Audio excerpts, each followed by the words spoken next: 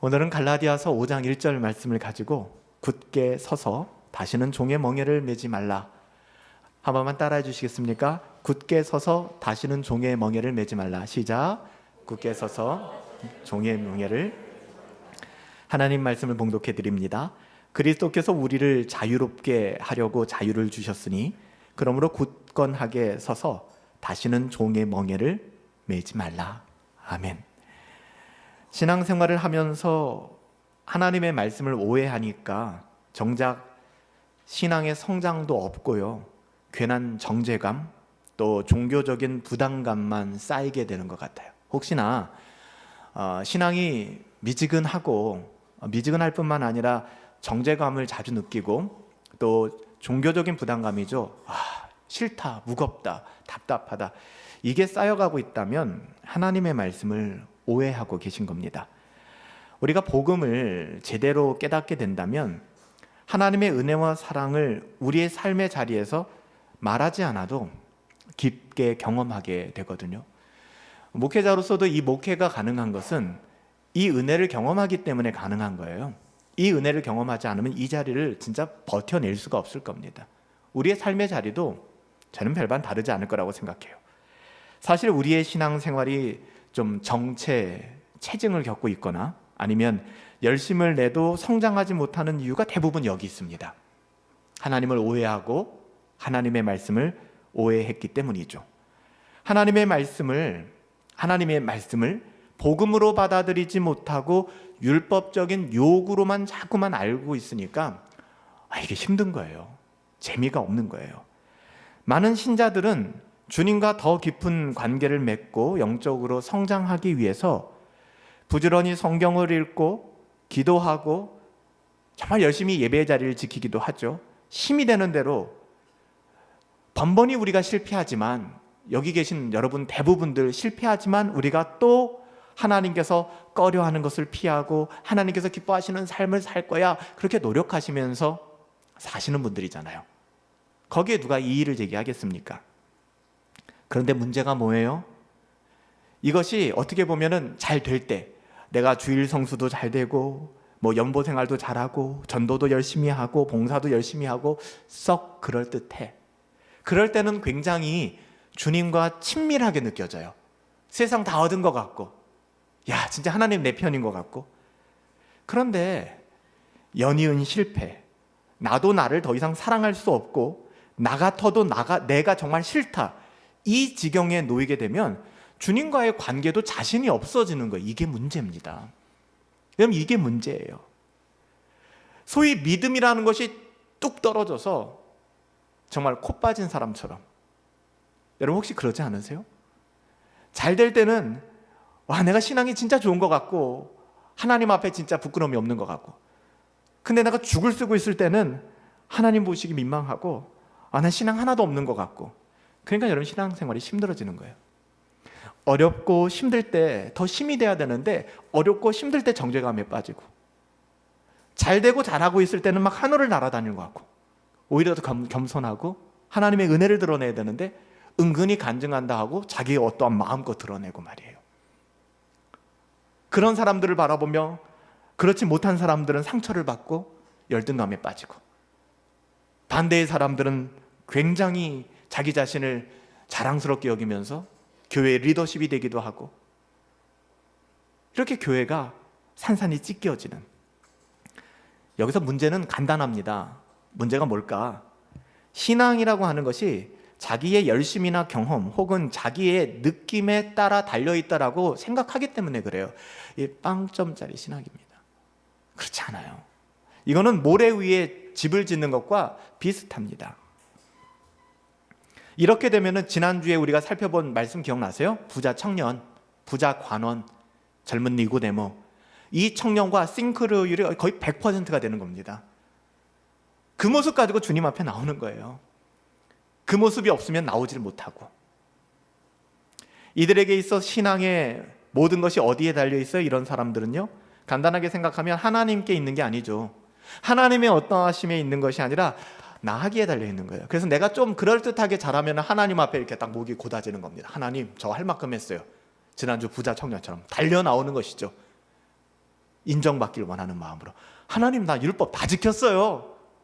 네, 앞불사. 예수님이 그렇게 말씀하실 건 꿈에도 생각 못했죠. 네 전 재산을 팔아 가난한 사람에게 나누어 주어라. 반대로, 반대의 경우가 있다 그러면 내가 어떻게 감히 주님 앞에 나갈 수 있겠습니까? 해서 나오지도 못하는 것이죠. 둘 다 똑같아요. 자신의 어떠함으로 신앙생활을 하려는 것. 여러분, 이게 율법주의입니다.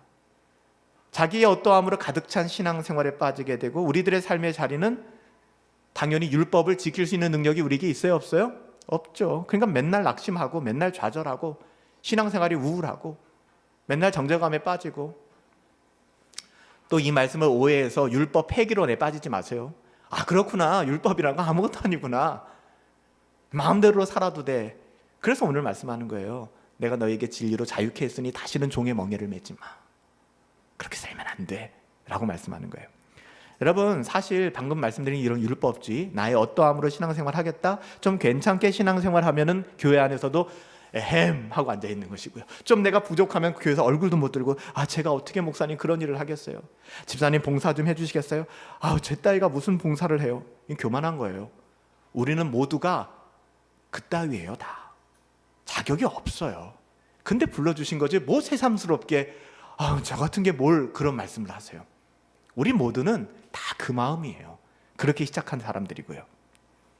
만약에 우리가 이렇게 우리의 어떠함으로 치장된 종교 생활을 한다 그러면 불교나 아니면 뭐 다른 행위 종교들과 기독교가 무슨 차이가 있겠습니까? 율법주의와 복음을 혼동한 결과 교회와 그리스도인들이 겪는 그 피해, 폐해, 사고, 사례는 진짜 말할 수가 없습니다. 이것을 혼동하니까, 하나님의 말씀을 오해하니까 그리스도인의 삶이 정상적으로 작동하지 않아요. 그러니까 예수님은 너희가 나가면은 빛이 되고 소금이 된다고 하셨는데, 빛은 어둠을 밝혀내고 소금은 부패를 막게 되는데, 나는 소금이야가 아니라 소금이기 때문에 부패를 막아내게 되고, 나는 빛이야가 아니라 빛이기 때문에 어둠이 물러가는데, 빛과 소금이 들어가 있는데 세상에 어둠이 물러가질 않아요.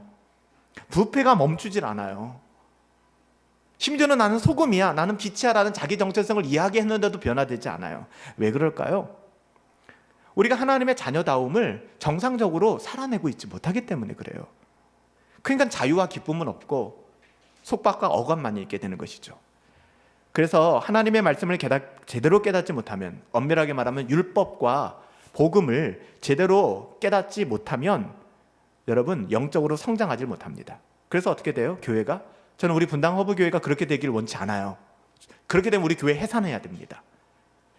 우리 교회가 율법적이고 의지가 강한 소수의 핵심적인 사람들, 이 사람들은 날마다 누군가를 평가하고 정죄하고 다니죠. 얘는 이래서 안 돼, 쟤는 저래서 안 돼.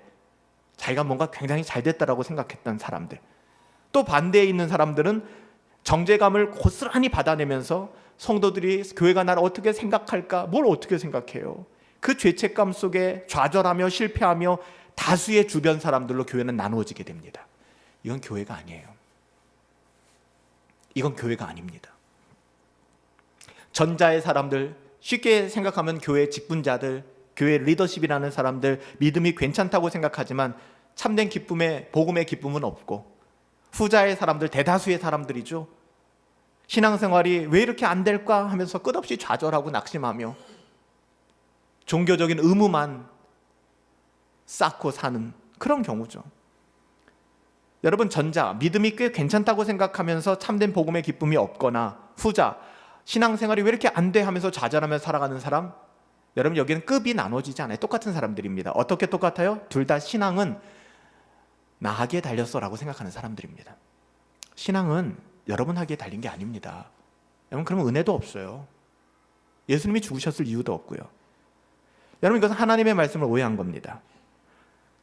복음에 대한 무지, 복음을 깨닫지 못한 종교적, 율법적 종교생활에 불과한 것이죠. 오늘 말씀을 통해서 우리는 율법과 복음의 의미를 좀 바르게 깨달을 필요가 있어요. 하나님의 말씀이 어떤 의미가 있는지, 복음을 다시 한번 제대로 깨닫고 복음의 은혜 가운데에서 참된 자유와 안식, 기쁨과 평안을 누리길 바라는 거예요. 제가 오늘 말씀을 증언하는 것도 그거 한 가지입니다. 이 말씀을 통해서 여러분들에게 참된 자유와 안식이 임하기를, 기쁨과 평안이 임하기를,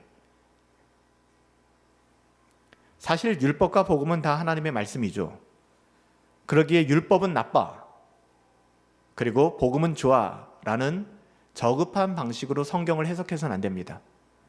혹자들은, 또 어느 교회들은 구약은 율법이고 신약은 복음이다 라는 말도 안 되는 논리를 가지고 성경을 푸는데 굉장히 어리석은 것입니다. 우리가 일반적으로 율법이라고 하면 뭘 말하죠? 시내산에서 모세가 받았던 창세기, 출애굽기, 레위기, 민수기, 신명기 5권의 책을 뭐라고 얘기해요? 토라라고 해서 율법이라고 얘기합니다. 그래서 신약 성경이든 구약 성경이든 율법이라고 말하는 것은 창세기, 출애굽기, 레위기, 민수기, 신명기, 모세 5경을 이야기합니다. 좁은 의미에서는 이것을 율법이라고 얘기하고, 더 좁은 의미에서 얘기하면 십계명을 율법이라고 얘기하죠. 그리고 십계명으로 대표되는 주님께서 말씀하신 이 계명이라고 하는 것은 하나님을 사랑하고 이웃을 사랑하라는 두 계명으로 십계명은 요약되죠. 그렇죠? 십계명의 상반부는 뭐예요? 하나님을 사랑하라. 십계명의 후반부는 뭡니까? 이웃을 사랑하라. 우리가 지난주에 살펴봤던 니고데모가 나 이거 다 지켰어요 하고 달려나온 건 뭐예요? 두 번째 계명이었어요. 이웃사랑 다 지켜서 행했다. 살인하지 마라, 간음하지 마라, 도둑질하지 마라, 이거 다 지켜 행했습니다. 난 완벽합니다. 근데 예수님이 물었던 건 뭐예요? 계명의 첫 번째 부분, 너 하나님을 사랑하니? 하나님을 사랑하기에 네가 그 일들을 감당했니? 너는 청지기로서 살고 있니? 그렇다면 네 가진 모든 것을 팔아 가난한 사람들에게 나누어 줘 라고 말씀하신 거죠. 그래서 십계명은 예수님께서 하나님 사랑, 이웃 사랑의 두 계명으로 요약해 주셨어요. 항상 우리는 이것도 어떻게 생각해야 된다? 이웃 사랑이 먼저가 아니라 이웃 사랑은 열매이고, 이 열매를 가능하게 하는 것은 하나님 사랑이라는 겁니다. 하나님을 사랑하기에 이웃을 사랑하게 되는 것이 기독교의 신앙이에요. 이웃만을 사랑한다면 이건 인본주의죠. 휴머니즘이죠. 기독교는 휴머니즘 같지만 휴머니즘이 아닙니다. 기독교의 시작점은 하나님을 사랑하기에 내 이웃을 내 몸같이 사랑하게 되는 것이죠. 좀 더 우리가 넓은 의미에서 율법과 복음의 차이점을 구별해서 설명한다 그러면, 율법은 대부분 이렇게 됩니다. 너 이렇게 해, 그러면 너는 이렇게 될 거야. 너 순종해, 너 복 받을 거야. 너 이렇게 살아가야 해, 너 그래야 이렇게 될 수가 있어. 대부분의 율법은 이런 논리 구조를 가지고 있어요. 반면에 복음은 어떤 것일까요? 복음은 이런 거죠. 내가 널 위해서 다 했어. 끝. 여기서 어떤 토도 달지 마. 끝났어. 테텔레스타이. 내가 다 이루었어. 끝났어. 내가 널 위해서 다 했어. 그렇기 때문에 네가 산 거야. 그렇기 때문에 네가 있는 거야. 이게 복음입니다. 이게 복음이에요. 그러니까 명령이, 그리고 조건적인 명령이 율법의 특징이라면 약속과 무한한 격려가 복음의 특징입니다. 우리는 하나님의 말씀을 율법적으로 받아들이면 안 돼요. 율법이 나쁘다는 것이 아니라 율법적으로 받아들이면 안 됩니다. 이미 주님이 모든 것을 이루셨기에 우리는 복음적으로 하나님의 말씀을 대해야 돼요. 그래서 모든 것이 내게 달려있다라고 보는 것이 크게는 율법주의가 되는 거예요. 그래서 지난주에 살펴본 부자 청년이 율법주의에 매몰당했던 거예요. 저는 율법을 다 지켜 행했습니다. 저는 어려서부터 이렇게 살았습니다. 그러니까 저 인정해 주세요 라고 말하는 거거든요. I am nothing. 나는 아무것도 아닙니다가 여기는 없어요. 자기의 부인도 없어요. 아무든지 나를 따라오려거든 자기를 부인하고의 과정을 겪어본 적이 없는 거예요. 신자들은 반드시 이 지점을 통과하게 됩니다. 나를 부인하는 과정. 모든 것이 그리스도께 달려있다. 이것이 넓은 의미에서 복음적 시각입니다. 그러기에 말로만 하나님께 영광이 아니라 자기의 삶의 모든 영역에서 솔리데오 글로리아가 고백되어지는 거예요. 내가 잘나서가 아니라 하나님의 은혜구나. 그러기에 율법은 우리가 행해야 될 내용과 굉장히 연결되어져 나와요. 성경을 보면 이거 해라, 이거 해라. 그렇죠? 복음은 우리가 믿어야 될 내용에 대해서 언급하고 있어요. 너 이걸 믿어야 해. 그래서 아까도 말씀드렸지만 율법은 약간 조건적인 성향을 많이 가지고 있죠. 네가 만약 이렇게 하면 너 이렇게 될 거야. 이렇게 율법이 조건적인 형식이라면 복음은 조건이 없습니다. 무조건적이에요. 조건이 없어요. unconditional, 조건이 없는 거예요. 이게 우리 정서에 맞지가 않아요. 우리는 일한 만큼 돈을 받고 누가 나를 위해서 일을 하면 돈을 주는 게 그냥 시원해요. 뒤끝이 없어요. 누군가 나에게 그냥 돈을 안 주고 일을 해주면 그냥 찜찜한 거예요. 사기꾼인가? 이게 익숙하지가 않은 거예요. 그러니까 복음을 제대로 이해가 안 되는 거예요. 아니 어떻게 나를 구원하셔? 그러니까 자꾸만 뭔가를 자꾸만 하려고 하는 거예요. 그래서 구원에 대한 대가를 지불하려고. 이게 아니라는 겁니다. 이렇게 하는 건 신앙생활에 오해가 생기는 거예요. 여러분, 로마서 5장 1절이 이걸 너무 잘 보여주잖아요. 로마서 5장 1절에 보시면 그러므로 우리가 믿음으로 의롭다 하심을 받았으니 끝이에요. 우리 주 예수 그리스도로 말미암아 하나님과 화평을 누리자. 평화, 하나님의 평강이 우리가 찬양할 수 있는 근거는 뭡니까? 내 마음 평화가 없어요. 미치겠어요. 지금도 나의 삶의 자리는 돌아보시겠다고요. 죽을 것 같다고요. 근데 무슨 평화? 이걸 갖다가 그냥 인간적인 교회에 왔으니까 그런 교회의 언어로 담으면 우리의 삶에 아무런 위로도 없는 겁니다. 우리가 그렇게 서로 평화를 빌어줄 수 있는 이유가 뭐냐면 바로 로마서 5장 1절도 그렇게 고백하는 거예요. 그러므로 우리가 믿음으로 의롭다 하심을 받지 않았느냐? 우리의 어떠함이 아니다.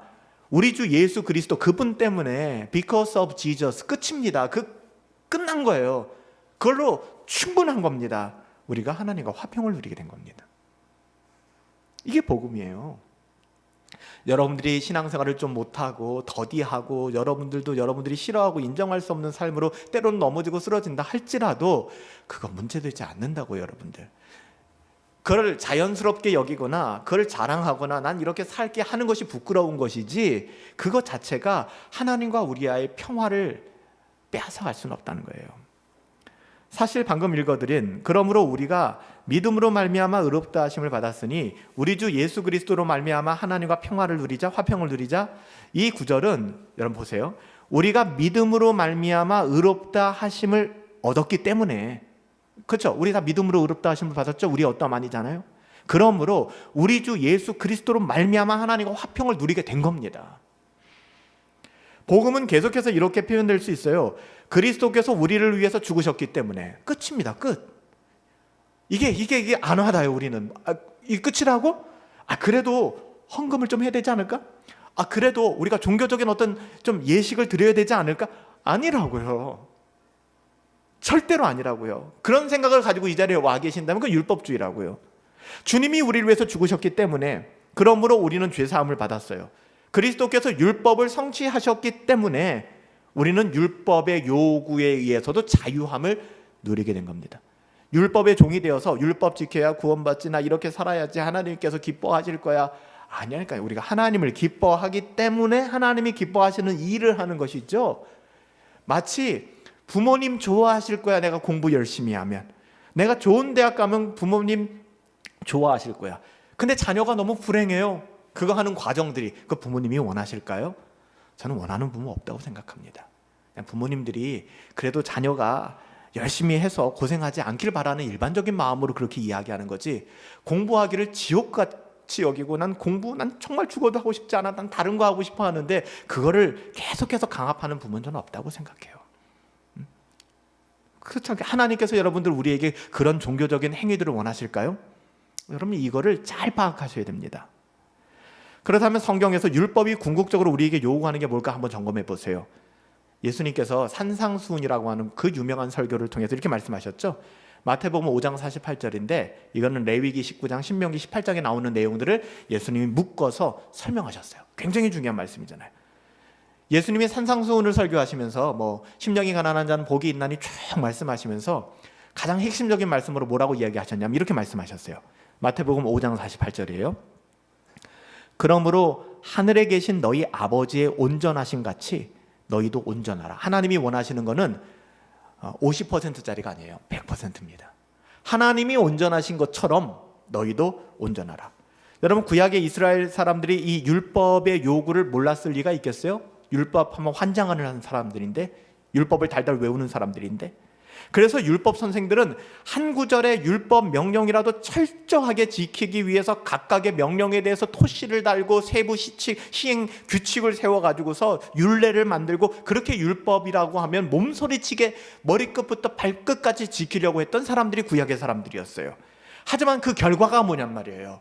그렇게 정말 목숨 걸고 신앙생활했는데 그 결과는 아주 철저한 실패였어요. 본인들도 불행하고 예수님께도 인정받지 못하는.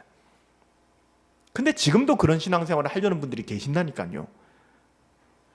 그래서 로마서 10장 2절 3절 말씀에 뭐라고 증언하느냐, 내가 증언하노니 그들이 하나님께 열심히 있으나, 뭐 대단한 열심이죠, 열심히 있으나 올바른 지식에 따른 것이 아니라 하나님의 의의를 모르고 자기 의의를 세우려고 심서 하나님의 의에 복종하지 아니하였느니라. 이게 정답이에요. 구약시대 때 율법주의에 매몰된 사람들 그렇게 열심히 신앙생활했는데, 니고데모처럼. 얼마나 불행해요, 얼마나 불행해. 자기도 만족이 없고 잘못된 지식에 따라 있기 때문에.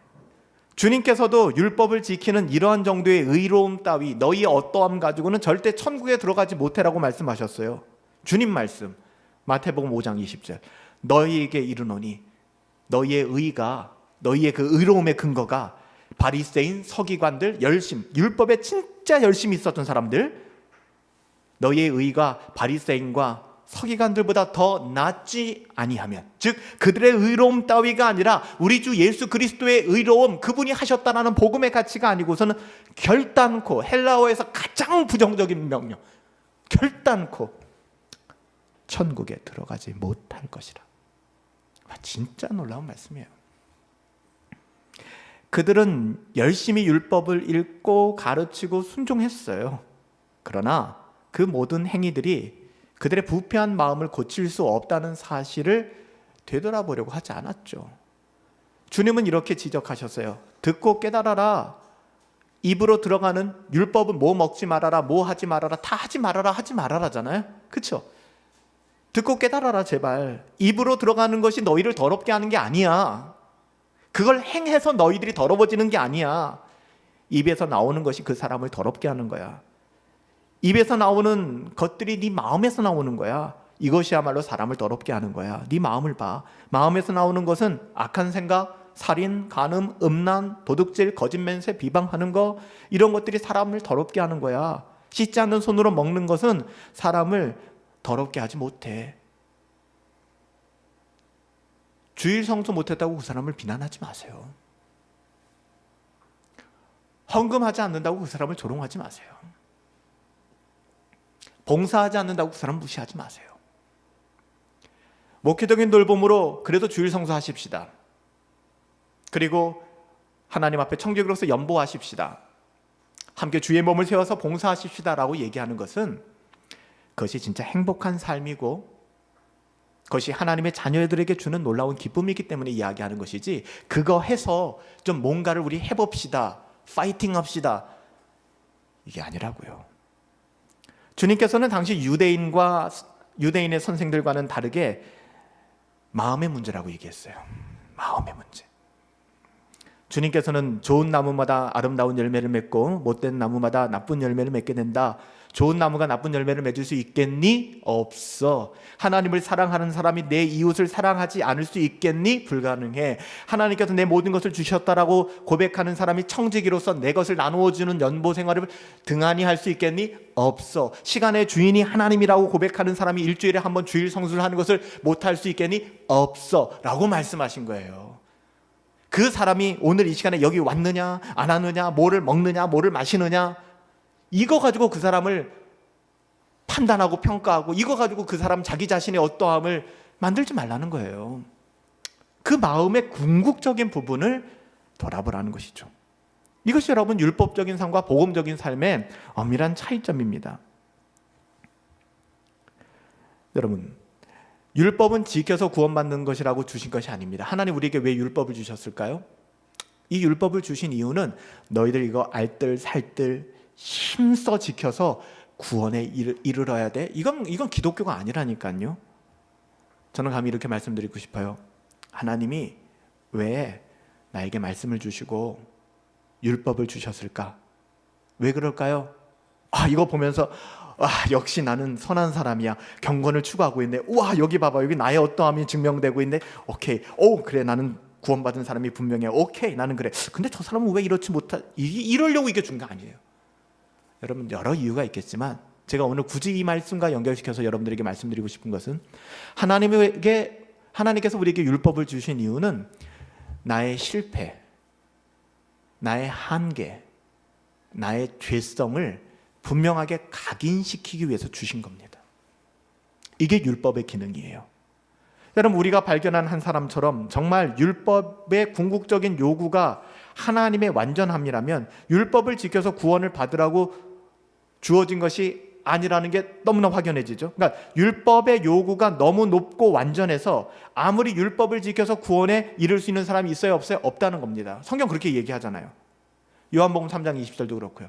모든 사람이 범죄했으면 하나님의 영광에 이르지 못해요. 이게 불가능한 것입니다. 율법을 우리에게 주신 목적에 대해서 성경은 분명하게 이야기합니다. 그 이유는 뭐예요? 소크라테스가 한 말하고 똑같아요. 너 자신을 알라. 이거예요.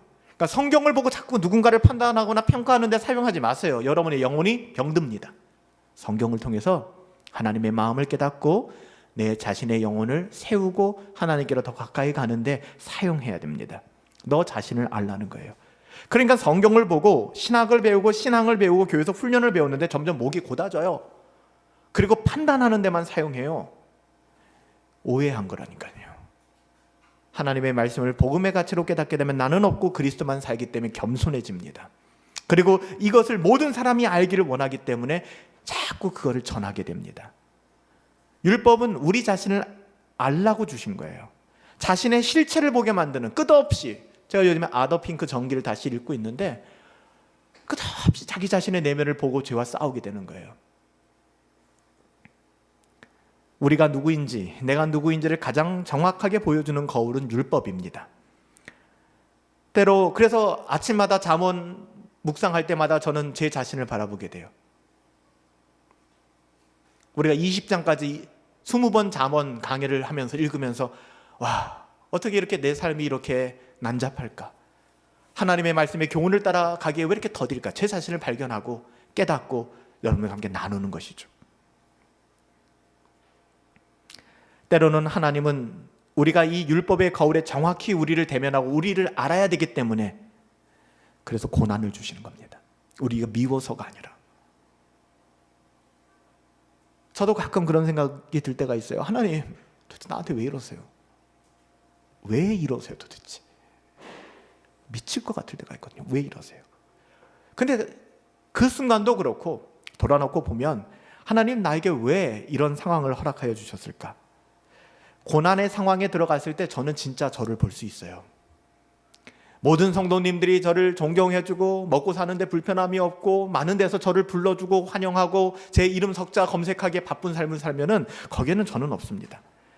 진짜 어렵고 힘들고 아골골짜기를 걸을 때, 진짜 아둘람 굴에 갇혀있는 그때 진짜 나의 영적인 실체가, 나의 어떠함이 있는 그대로 보여지는 겁니다. 우리가 아무리 자기 자신을 치장하고 가면을 쓴다고 해도 율법은 우리의 실상을 언제나 거짓 없이 드러내주고 가르쳐줘요. 율법을 그렇게 이용하셔야 됩니다. 그래서 로마서 3장 10절부터 18절에 뭐라고 기록합니까? 좀 길지만 읽어드릴게요.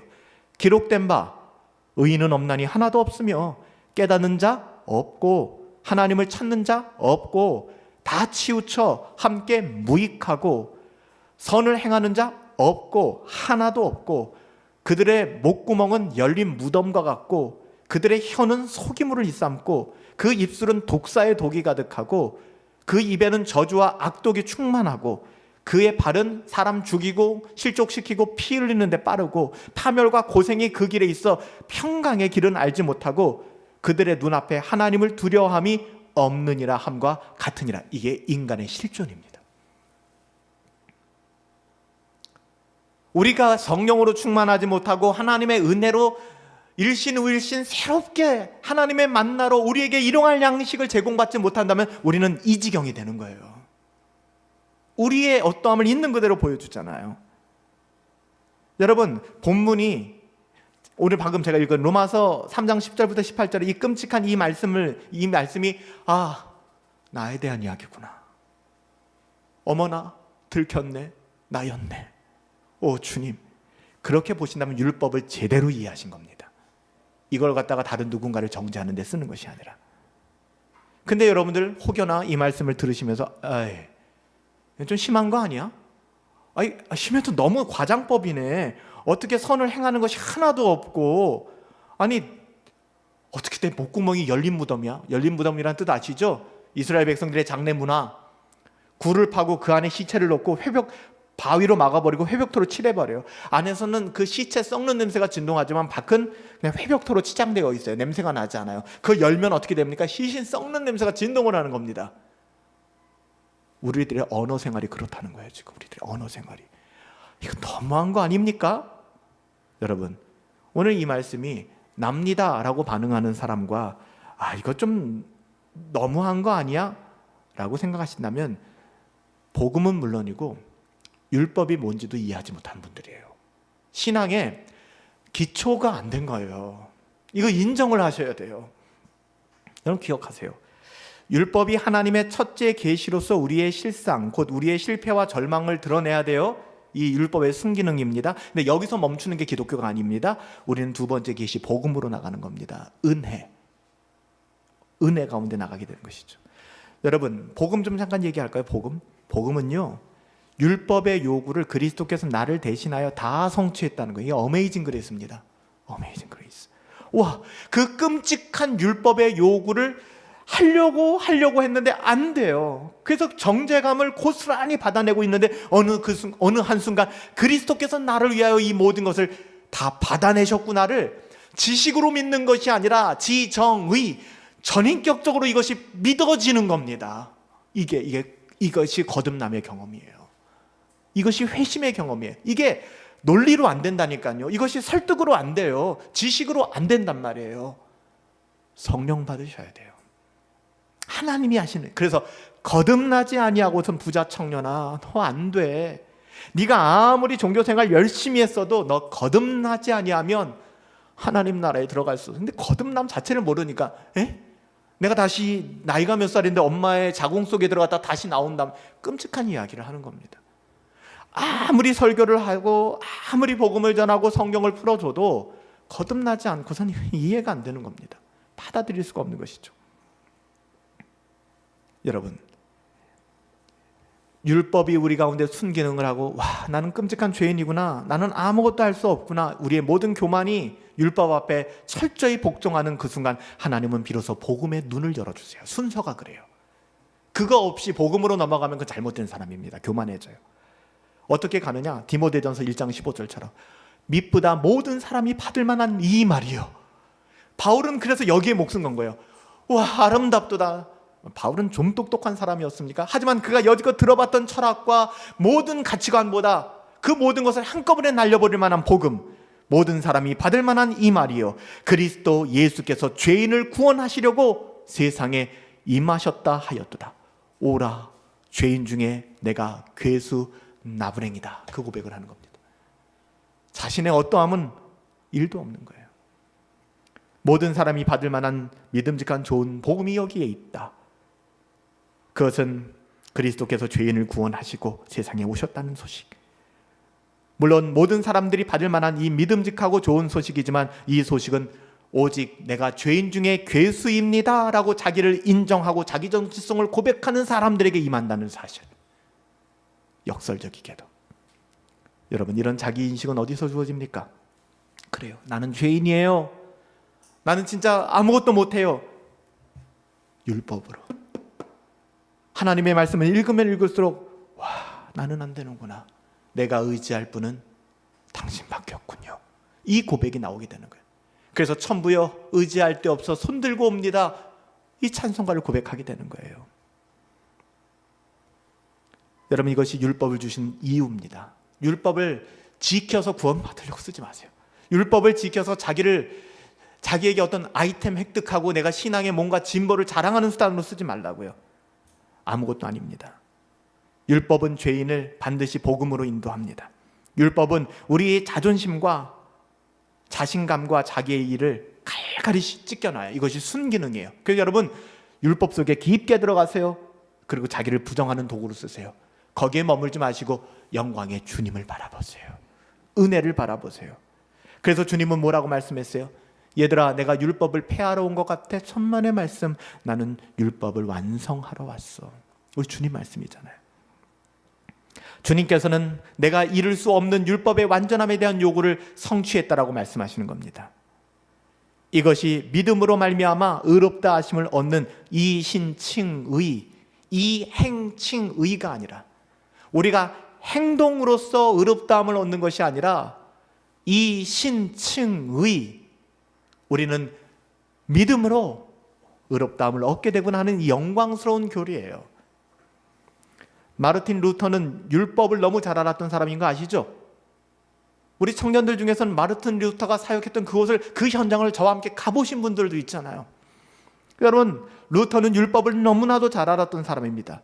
그래서 루터는요, 성경에서 하나님의 의, 하나님의 공의라는 말만 들으면 두려워서 벌벌벌벌 떨었어요. 여러분들, 하나님의 심판, 하나님의 의로움은 공의잖아요. 공의. 하나님의 의로움 앞에 우리는 불의하기 때문에 우리 인생은 뻔한 거예요.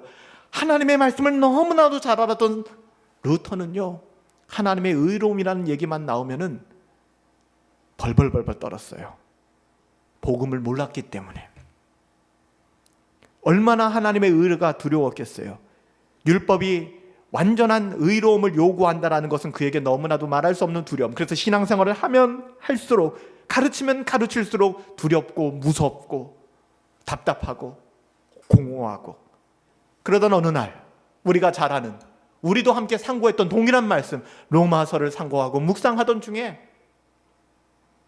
그는 하나님의 의가 율법의 행위로 자기에게 성취된 것이 아니라 자기가 율법을 성취하는 것과는 전혀 상관없이 오직 예수 그리스도 자신에 대하여, 그 자신을 대하여 율법에 요구하는 그 모든 하나님의 의로움을 만족시켰다는 그 사실, 그리고 예수님의 그 완전한 의가 모든 믿는 자에게 거저 주신다는 사실을 깨닫고 그의 인생이 바뀌었어요.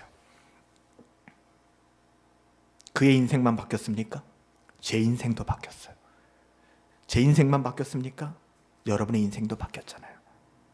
그래서 로마서 3장 21절에 가보면 이제 율법 외에 하나님의 의가 나타났으니 율법과 선지자들 그들에게 증거를 받은 것이라. 복음을 증언하는 거예요, 로마서가. 이 말씀의 깨달음은 종교개혁의 출발점이 되었고, 루터는 고백합니다. 그 순간 자유함을 누리게 되었다.